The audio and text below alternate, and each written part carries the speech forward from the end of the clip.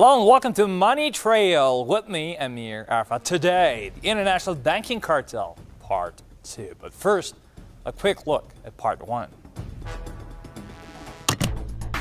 The four horsemen of banking, Bank of America, JP Morgan Chase, Citigroup, and Wells Fargo, own the four horsemen of oil, ExxonMobil, Royal Dutch Shell, BP, and Chevron Texaco. In tandem with Deutsche Bank, BNP, Barclays, and other European old money behemoths. But their monopoly over the global economy does not end at the edge of the oil patch. According to company 10-K filings to the SEC, the four horsemen of banking are among the top 10 stockholders of virtually every Fortune 500 corporation. The fact is 52% of the New York Fed is owned by these 8 families. It's the Rockefellers, the Rothschilds, Goldman Sachs, Lehmans, Lazards, Warburgs, Kuhn-Loebs, and Israel Moses Seifs. We have the Royal Bank of Scotland. We have HSBC, that's the old Hong Kong, Shanghai Banking Corporation. Lloyds Bank, TSB, that has absorbed HBOS, Building Society. That is followed then by Bank of America, Citigroup, JP Morgan Chase, UBS, Credit Suisse, Deutsche Bank and Westdeutsche Landesbank of Germany, Société Générale of France, the Bank of Tokyo Mitsubishi UJF, Norin Chukin of Japan, Royal Bank of Canada, and Rabobank of the Netherlands. Now that group, 15, 16 banks, that is essentially the heart of the cartel. Basically, it's like these families are running this printing press, and they get countries in debt, they get individuals in debt, they get companies in debt, and when those people go into debt and can't pay their loans back, then these bankers come in and seize the real asset. The Bank for International Settlements is the most powerful bank in the world, a global central bank for the 8 families who control the private central banks of almost all Western and developing nations. The Bank for International Settlements is owned by the Federal Reserve, Bank of England, Bank of Italy, Bank of Canada, Swiss National Bank, Nederlandsche Bank, Bundesbank, and Bank of France. The central banks of the world, from the United States to Russia to China, they all operate under Basel III. Historian Carroll Quigley wrote in his epic book Tragedy in Hull, the Bank for International Settlements was part of a plan to, quote, create a world system of financial control in private hands able to dominate the political system of each country and the economy of the world as a whole, to be controlled in a feudalistic fashion by the central banks of the world acting in concert by secret agreements. Naturally, it's a sinister institution, right? Secretive, wealthy, with no accountability, no transparency, no TV cameras, no nothing, all secret. This is the kind of thing that would have to end. Speaking of the international banking cartel, where does the U.S. Federal Reserve stand? How did it come to being? By the early 20th century, the U.S. had already implemented and removed a few private bank systems, which were swindled into place by ruthless banking interests. At this time, the dominant families in the banking corporate worlds were the Rockefellers, the Morgans, the Warburgs, and the Rothschilds. In the early 1900s, they sought again to publish legislation to create another central bank. However, they knew the government and the public were wary of such institutions, so they needed to create an incident to affect public opinion. In 1907, J.P. Morgan published rumors that the Knickerbocker Trust Company was insolvent. This was a deliberate act of market manipulation which precipitated the panic of 1907. This led to an eruption of bankruptcies, repossessions, and failures. Unaware of the fraud, the panic led to a congressional investigation headed by Senator Nelson Aldrich. Aldrich had intimate ties to the banking cartels, and he was the insider the banking cartels desperately needed. The commission led by Aldrich recommended a central bank should be implemented so the panic of 1907 would never happen again. This was the jumpstart the international bankers needed. In 1910, a secret meeting was held at the J.P. Morgan estate on Jekyll Island off the coast of Georgia. During the 1910 Jekyll Island meeting, it was the Morgan-Rothschild-Rockefeller alliance, and they worked closely throughout the late 1800s, right through the 1910-1915 period. So they were dominant in that day and age. Those were the three major banking families. It was there that the central banking bill, called the Federal Reserve Act, was drafted. The bill was written by bankers for bankers. The meeting was held in complete secrecy. After the bill was constructed, it was then handed to their political spokesperson, Senator Nelson Ulrich, and he pushed it through Congress. And in 1913, with heavy sponsorship by the bankers, Woodrow Wilson became president, having already agreed to sign the Federal Reserve Act in exchange for campaign support. And 2 days before Christmas, while the majority of Congress was away for the holidays, the Federal Reserve Act was voted in and President Wilson signed it into law. Starting with 1913 and the passage of the Federal Reserve Act, we have privately owned central banks whose sole mission is to disguise themselves as operating in the public interest, when in fact they operate strictly in the interest of the member banks, the member private commercial banks. So we have this giant veneer of a deception going on, and that is the main problem. If we actually had central banks that were operating in the public interest, producing national currencies in the public interest, and we did not have the specter of private commercial banks being able to counterfeit the national money through fractional reserve lending, everybody would be a lot better off. The public was told that the Federal Reserve System would give them financial stability. As history has shown, nothing could be further from the truth. The fact is, the international bankers now had a streamlined machine to carry out their private agendas. For example, between 1914 and 1919, the Fed doubled the money supply, which led to extensive loans to small businesses and the public. Then in 1920, the Fed called in the remaining outstanding money supply, which resulted in panic and loans being called in. This led to bank runs and bank failures. Over 5,400 competitive banks not within the Federal Reserve banking system collapsed. The Fed sucked these banks up in a hurry, furthering their sphere of influence and power. Charles Lindbergh had stepped up and said after the creation of the Federal Reserve, "From now on, depressions will be scientifically created." And as we shall see, this statement was more prophetic than arbitrary. Now the big bankers were just getting warmed up, and they had a bigger plan to unveil on the American people. Between 1921 and 1929, the Fed again increased the money supply by over 60%, which once again led to extensive loans to the public, companies, and banks. There was also a new concept called a margin loan in the stock market.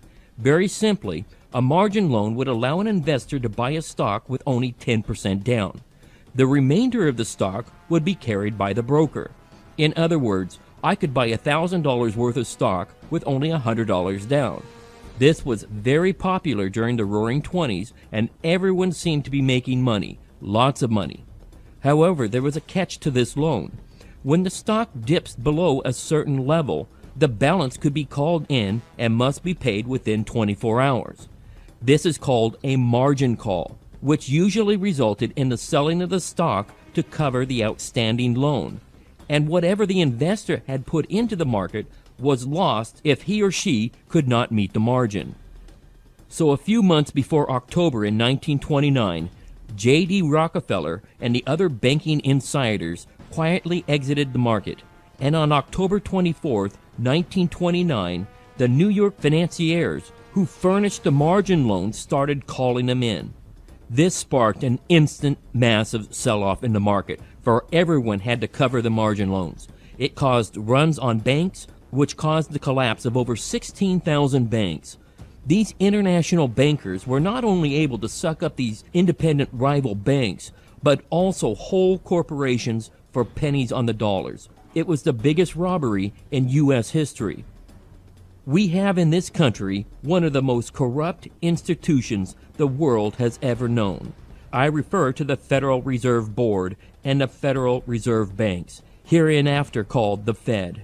They are not government institutions.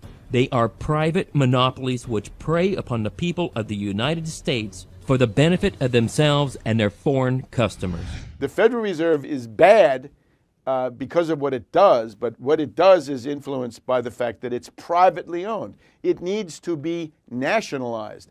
And this is the heart of my program. Federalize the Fed, nationalize it, seize it, deprivatize it, take it over in whole or in part. It didn't stop there.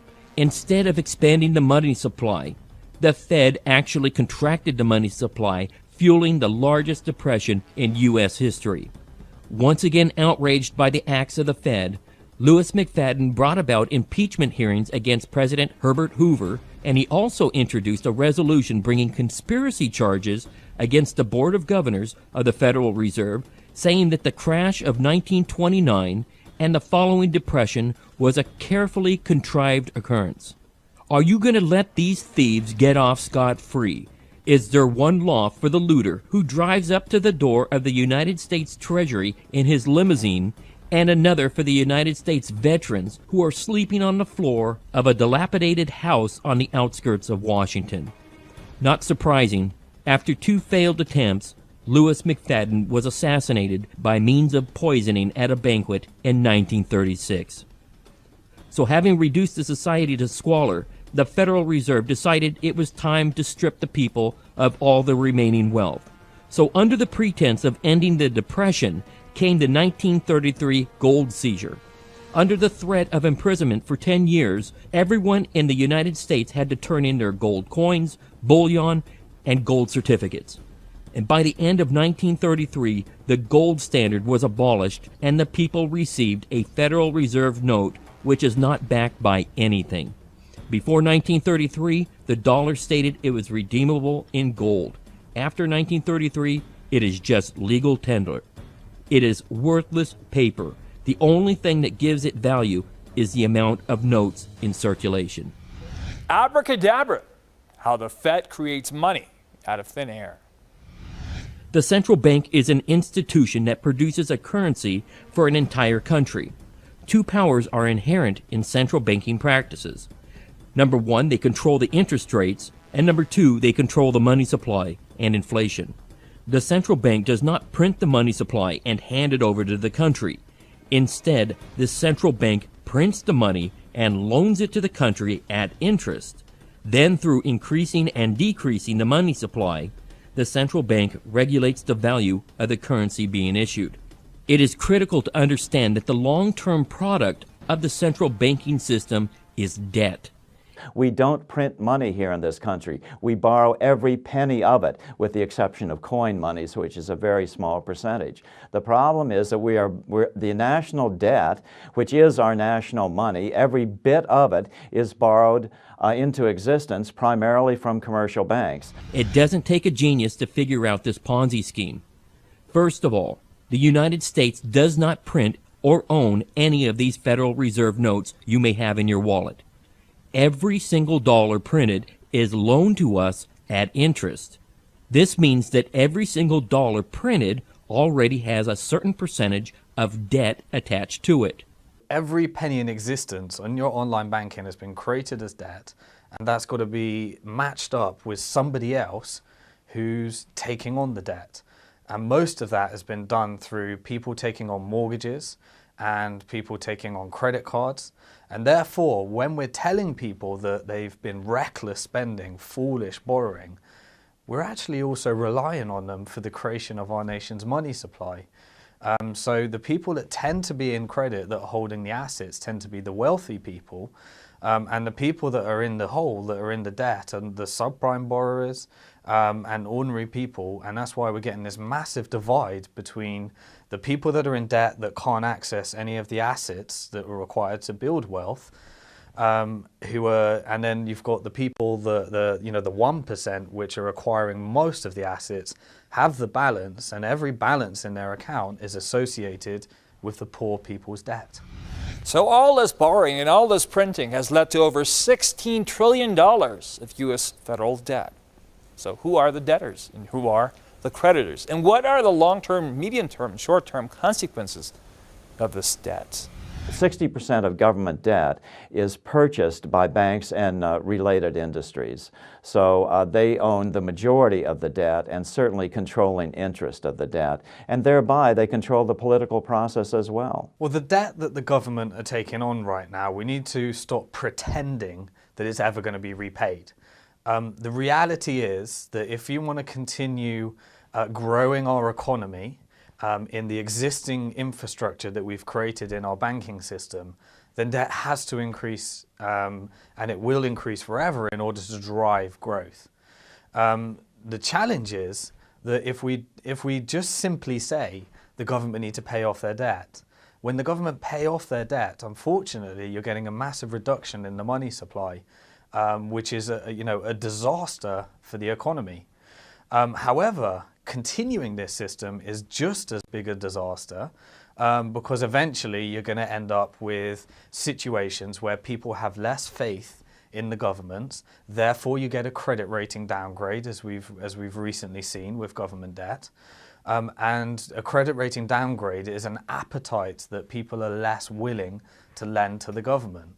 And when people are less willing to lend to the government, you end up in this Ponzi scheme. The American people need to perhaps take to the streets chanting no more national debt. You don't have to run a nation on debt. You don't have to have a national debt. It's the most important responsibility and power of a sovereign nation to create its own money in the public interest. If you go out and ask the average citizen on the street who creates the money in the country, they will inevitably answer the government. They say that because they intuitively know that that is government's most important responsibility. And yet, in virtually no nation on earth is that the case. Since the central bank has a monopoly on the production of the currency being issued, and they loan each dollar with immediate debt attached to it, where does the money come from to pay off the debt? The answer is simple. It can only come from the central bank. They just print more money. If a president wants to stimulate the economy by infusing $700 billion into the economy, or he wants to pay $800 billion for a universal health care system, well, the president can't reach into the congressional pocketbook because they are already in debt over their heads. So instead, they request that the Federal Reserve print the $700 or $800 billion they need. But the Federal Reserve doesn't just print the money free of charge. Instead, they add on or print extra to cover the percentage for services rendered, and they pocket the excess. Quantitative easing, that's the technical buzzword for printing more and more money. We've had QE1, QE2, and now QE3 to the tune of $40 billion a month. Q1, 2, 3, all it is sinking the United States of America further into debt. The only people it does any good is the traders on Wall Street, same banks, because they can take that zero interest money that they're being given and they can put it into, guess what, oil futures and corn futures. And you wonder why you're paying more at the store, and you wonder why you're paying more at the gas station. We've reached a point in world history that we've never reached before. We've reached debt saturation. And what that means is that further quantitative easing, in other words, just merely dumping hot money into the top of the system instead of the bottom, into the top, the financial sector, is now no longer producing an increase in GDP. For the first time in world history, it's actually depressing GDP. But hey, guess what? They're a one-trick pony. That's the only trick they know because they are trapped in the debt money box.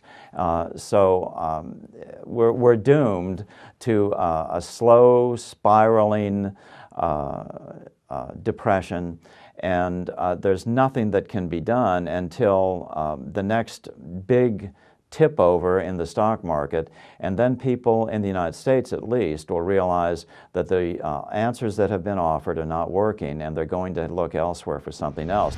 But exactly how federal is the U.S. Federal Reserve System? Once again, it is important to understand that the Federal Reserve is a private institution. As the well-known saying goes, it is as Federal Express. It is a private bank that loans us a currency at interest. It is completely consistent with the banking model our founding fathers escaped from by declaring independence in the American Revolutionary War. I believe the banking institutions are more dangerous to our liberties than standing armies. Already they have raised up a moneyed aristocracy that has set the government at defiance. The issuing power should be taken away from the banks and restored to the people to whom it properly belongs. Thomas Jefferson. Basically, the only federal part of the Federal Reserve is the Federal Reserve Board of Governors. And that is a board that's appointed by the, I guess it's the Treasury Department. Yeah, I believe it is. But anyway, appointed by the administration. But they're all bankers, so you know the Federal Board of Governors is all bankers, they're all private bankers. Every other part of the Fed is private, and it's not some big conspiracy, it's just the facts. It's just, see, every bank in America has been sort of coaxed into this Federal Reserve system. So even your local banks, they're all part of it. They're all part of this Federal Reserve. The Federal Reserve System is, of course, illegal. It's unconstitutional because the Constitution gives the Congress the right and the responsibility to control money supply. They have given this over to the Federal Reserve. That's bad enough, but then some of the people voting in the Federal Open Market Committee are from the branches, Chicago, San Francisco, St. Louis, right? Other Federal Reserve branches. And those are just private bankers. They've never been approved by the Senate.